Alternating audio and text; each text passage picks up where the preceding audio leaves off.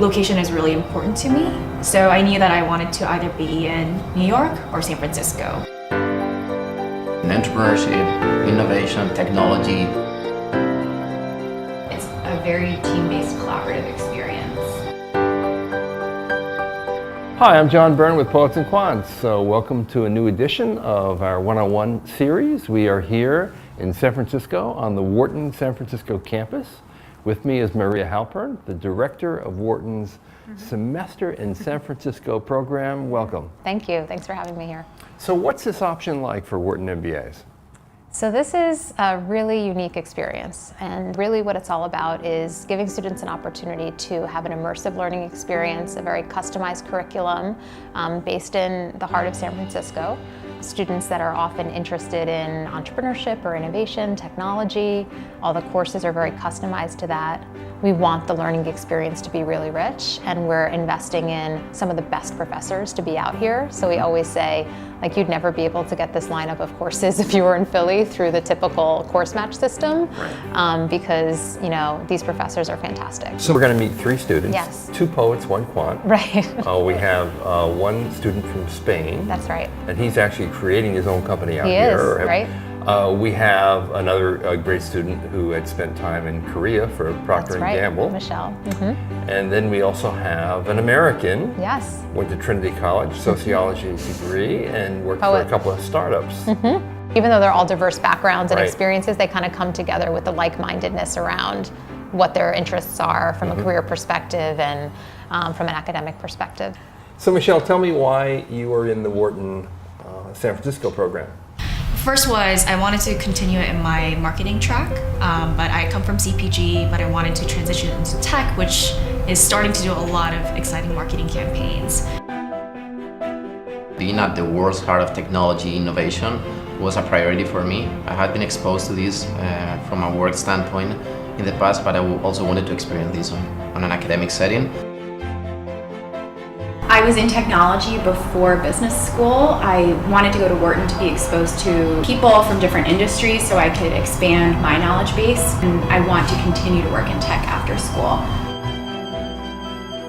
So Maria, you don't have resident faculty. Instead, you have this sort of beam me west Scotty strategy where professors fly in That's and right. fly out. That's right. What's the course load like? It's a mix of courses like the finance of innovation, technology strategy.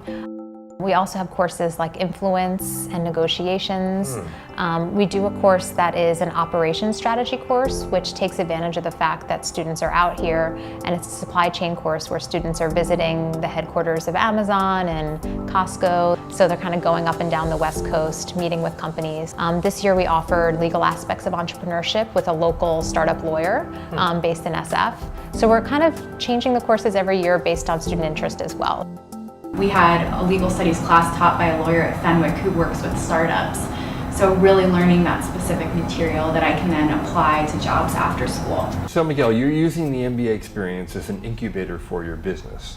How is that working?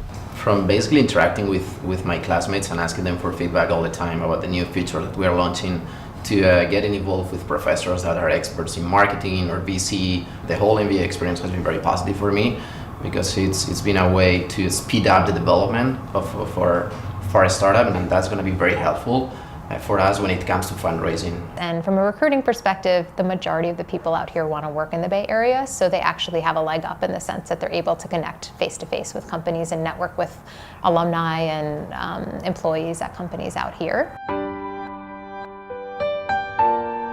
The city, in combination with either the work here, the industries, and the people, I think is unparalleled. I think the community here is very special because we have probably a similar mindset. We are very much interested in entrepreneurship, innovation, technology, VC, and I think that comes across as a very good way of bonding with your classmates.